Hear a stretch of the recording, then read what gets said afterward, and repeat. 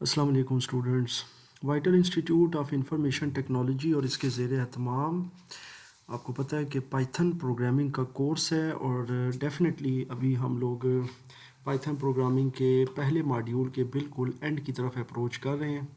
और जैसा कि आप देख चुके हैं, इससे पहले भी हम लोगों ने जिस तरह के अभी तक प्रोग्राम्स पर काम किया, मेरी कोशिश थी कि मैं पहले मॉड्यूल के अंदर आपको डिफरेंट कमांड्स के बारे में बताऊं, इसी तरह फंक्शंस, फिर उसके अलावा वेरिएबल्स और कांस्टेंट्स को हमने बहुत ज़्यादा डिस्कस किया।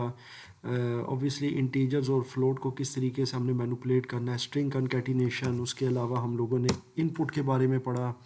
तो बहुत सारी चीज़ों को हमने डेफिनेटली यहाँ पर हमने लिया, काम किया उसके ऊपर।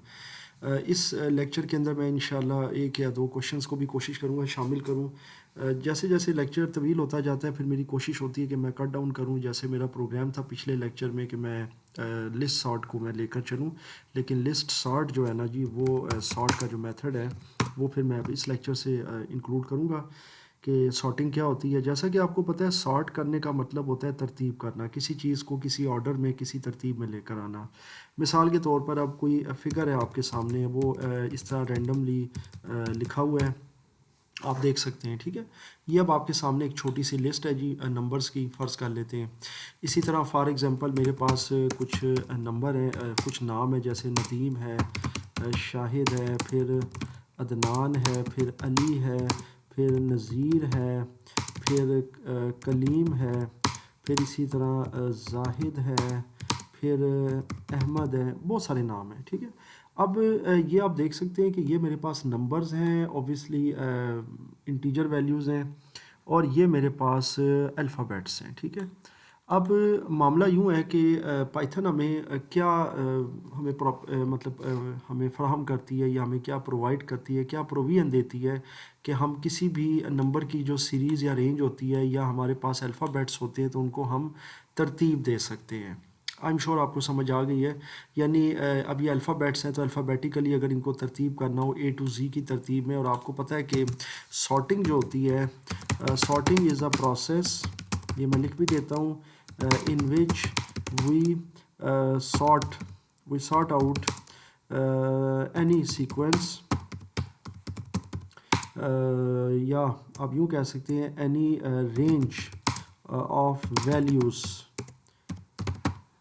और अल्फ़ाबेट्स, या आप यूँ कह सकते हैं स्ट्रिंग, इधर इन असेंडिंग और डिसेंडिंग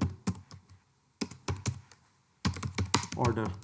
यानी हम असेंडिंग या डिसेंडिंग ऑर्डर में किसी भी कोई भी रेंज ऑफ वैल्यूज़ है, या हमारे पास कोई टेक्स्ट है, कोई स्ट्रिंग है, उसको हम असेंडिंग या डिसेंडिंग में तरतीब दे सकते हैं।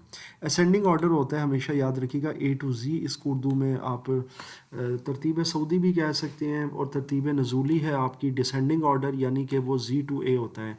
यानी कि अगर आप छोटी वैल्यूज़ से स्टार्ट करें, पहले 1 आ जाए, फिर 2 आ जाए, फिर 2 है इसके अंदर, फिर 2 है, उसके बाद फिर नेक्स्ट कोई वैल्यू देखें तो 5 है, फिर 5 है, फिर 6 है। तो इस तरतीब से अगर चलेंगे तो ये असेंडिंग ऑर्डर बन जाएगा। अगर बड़ी वैल्यू पहले आएगी, जैसा 6 है, फिर 5, फिर 5, फिर 2, फिर 1, तो इसको हम कहते हैं डिसेंडिंग ऑर्डर या तरतीब नज़ूली। तो आई एम श्योर आपको ये चीज़ समझ आ गई है।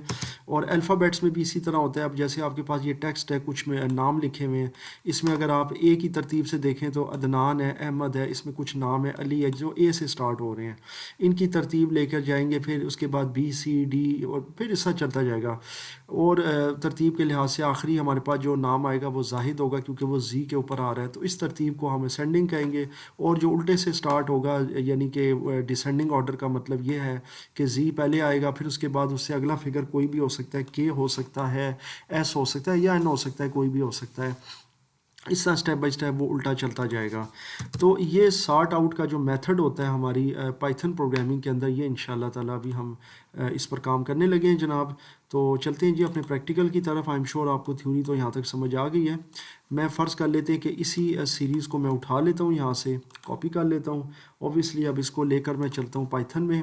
तो ए यहाँ पर एक वेरिएबल डिफ़ाइन करता हूँ। मेरी कोशिश होती है कि मैं हमेशा चीज़ों को सिंपल रखूँ। तो ए वेरिएबल जो है उसके अंदर मैंने ये पेस्ट कर दिया कंट्रोल V से, और ये मैंने स्क्वायर ब्रैकेट बंद कर दिया। याद रखिएगा कि सॉर्ट का जो मेथड है उसमें आपने स्क्वायर ब्रैकेट लेनी है वैल्यूज़ के लिए, चाहे वो अल्फ़ाबेट्स हैं चाहे वो नंबर्स हैं, ठीक है। इसमें आप पैरेंथेसिस नहीं यूज़ कर रहे। अच्छा जी, ये आपके सामने आ गया है। अब मैं इसको सॉर्ट आउट करना चाहता हूँ। सॉर्ट आउट दो तरीक़ों से हो सकता है, या तो आप वेरिएबल के साथ सॉर्ट का मेथड लगा दें, ये देखें एज अ फंक्शन, तो ये आपने इसके साथ लगा दिया है। जब आप इसको एंटर करेंगे तो उसके बाद अब आप इसको प्रिंट कर सकते हैं इस सीरीज़ को। तो जब आप इसको प्रिंट करेंगे यानी प्रिंट ए, क्योंकि ए वेरिएबल है जिसमें ये वैल्यूज़ मौजूद हैं, तो जब आप एंटर करेंगे तो आप देख सकते हैं कि ये वैल्यूज़ आपकी सॉर्ट आउट होके आ गई हैं, यानी तरतीब में आ गई हैं। ये तरतीब जो है ये असेंडिंग ऑर्डर में है, इसको आप तरतीब सऊदी कह सकते हैं। अब अगर नज़ूली में करना हो, यानी बड़ी वैल्यू पहले रखनी है फिर छोटी वैल्यू है, तो वो ऑब्वियसली आप सॉर्ट के अंदर जो है ना उसको रिवर्स कर सकते हैं।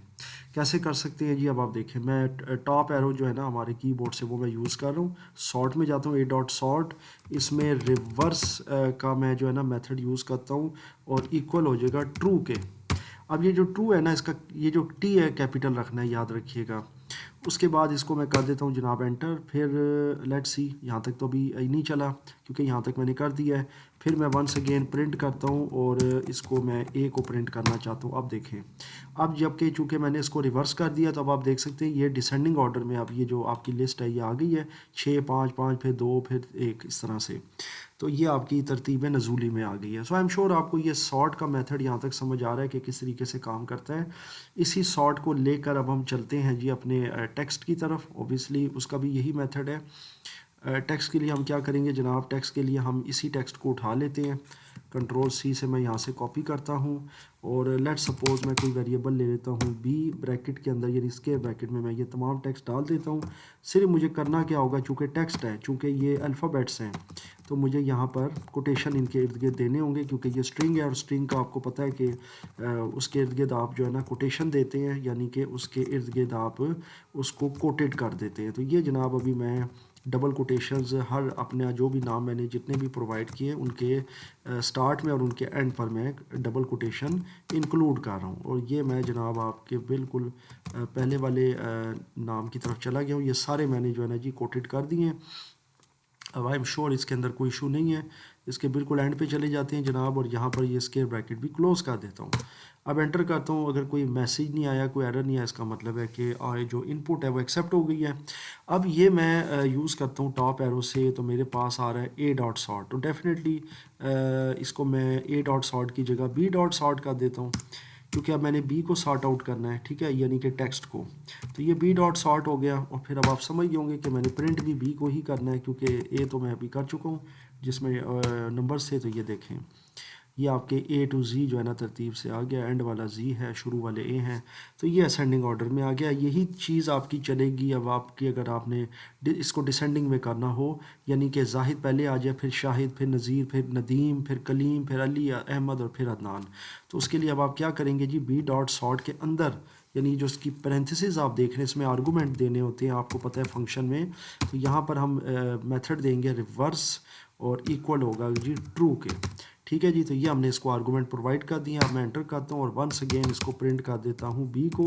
मैं टाइप भी कर सकता हूँ, मैं एरो से भी ला सकता हूँ और एंटर कर सकता हूँ। तो ये देखें, अब आई एम श्योर आपको ये यहाँ तक समझ आ गई है कि डिसेंडिंग ऑर्डर में अब ये अल्फ़ाबेट्स आपके आ गए हैं। सो आई एम श्योर आपको ये सॉर्ट का मेथड अच्छे से समझ आ गया कि किस तरीके से ये काम करता है। अब हम देखते हैं जनाब सॉर्टेड वाला मेथड भी इसके साथ अगर मैंने यूज़ करना हो तो कैसे कर सकता हूँ, और फिर हम इस लेक्चर को भी हम एंड करते हैं जी। मेरी कोशिश थी कि इस लेक्चर में आपको सिर्फ सॉर्ट के मेथड के बारे में बताऊँ, एक क्वेश्चन भी शामिल करूँगा। क्वेश्चन बच्चे अक्सर ये करते हैं कि अक्सर औकात जब हम काम कर रहे होते हैं, लेट सपोज़ मैंने ये एक वैल्यू लिया, उसके अंदर मैंने ये डाल दिया है, अब इसमें कोई एरर आया है, फिर उसके बाद मैं जी बी की वैल्यू देता हूँ, ये इसके अंदर मैं कोई वैल्यूज़ डाल देता हूँ, लेट सपोज़ मैंने कॉपी किया और ये मैंने डाल दिया इसके अंदर जी, कंट्रोल वी, और ये पेस्ट हो गया। उसके बाद बी डॉट सॉर्ट और ये जनाब सॉर्ट कर दिया, फिर प्रिंट किया बी को, ये आ गया जी। फिर उसके बाद मैं इसके अंदर क्या करना चाहता हूँ, मैं इसके अंदर कुछ और काम करता हूँ। तो जब मैं एरो यूज़ करता हूँ तो ये चीज़ें आ रही होती हैं। तो अक्सर बच्चे जी अब जैसे ये लेकर आए हैं, वो कहते हैं चलो यार इसको कोटेशन लगाते हैं, जैसा अभी मैंने थोड़ी देर पहले किया था, यहाँ से इसको करना शुरू किया। अभी खैर मैं इसको दोबारा से रिपीट नहीं करूँगा ये लगा के उसके बाद जी हमने एंटर कर दिया। जब एंटर किया है, अभी तो ऑब्वियसली एरर इसलिए दे रहा है कि मैंने एक कोई कोटेशन लगाई है। फ़र्ज़ करें एक्सेप्ट हो जाती है, फिर क्या होगा? फिर वो ये होगा जी, वो कहते हैं फिर भी प्रिंट नहीं चलता। उसकी वजह ये होती है कि आपने अब इस लाइन को एडिट कर लिया फ़र्ज़ करें, ठीक है। उसके बाद अब आपने यहाँ कर्सर लाकर पहले तो एस्केप कर दें ताकि कर्सर यहाँ आ जाए। आपने वंस अगेन यहाँ से देखें बी डॉट सॉर्ट या ए डॉट सॉर्ट दोबारा से लेना है, फिर उसे सॉर्ट आउट करना है, ठीक है। जब वो सॉर्ट आउट हो जाएगा फिर आपने जाना है इधर प्रिंट में अगर ए आ रहा है बी आ रहा है उसको दोबारा से करना है, फिर आपने उसको प्रिंट करना है। तो ये याद रखिएगा कि ये कमांड्स फिर इस तरह रिपीट करनी पड़ती हैं। ये नहीं कि अब आपने ये कमांड यहाँ से एरो से रिपीट किया, ये आ गई है, आपने इसको एडिट कर लिया और उसके बाद जब आप एंटर करेंगे तो द मोमेंट यू एंटर तो वो साथ ही चल पड़ेगी, ऐसा नहीं है।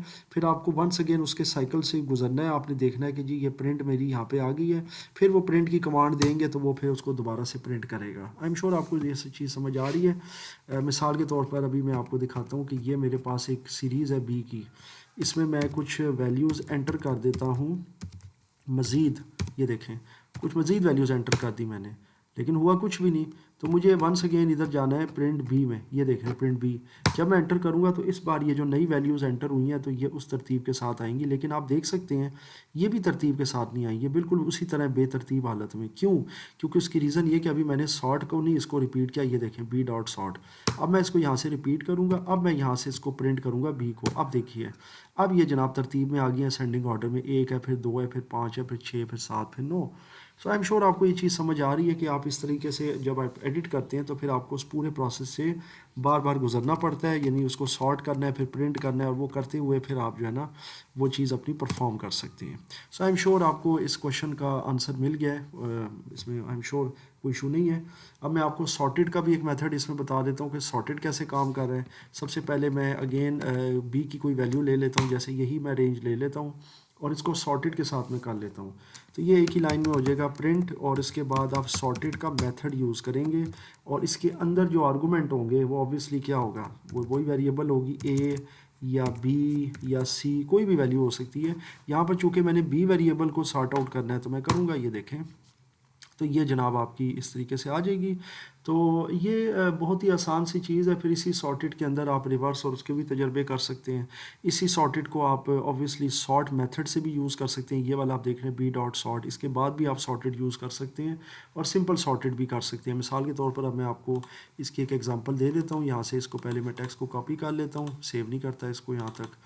लेक्चर हमारा बस अभी ख़त्मे की तरफ चल रहा है। ये जनाब मैंने इसमें कर दिए पेस्ट।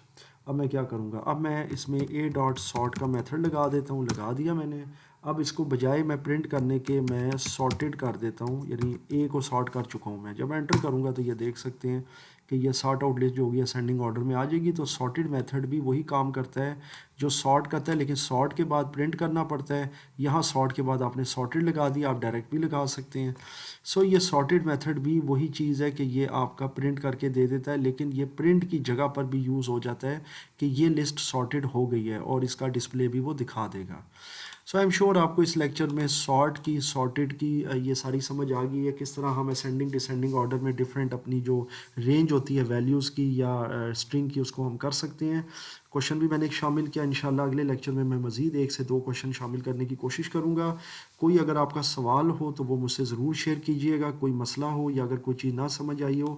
इंशाल्लाह अगले लेक्चर में मैं आपको कुछ मज़ीद शॉर्ट लिस्ट आस्की कोड की जिस तरीके से सॉर्टिंग होती है वो भी बताऊँगा, और इंशाल्लाह हम फिर मज़ीद इसके अगले फंक्शंस को भी डिस्कस करेंगे।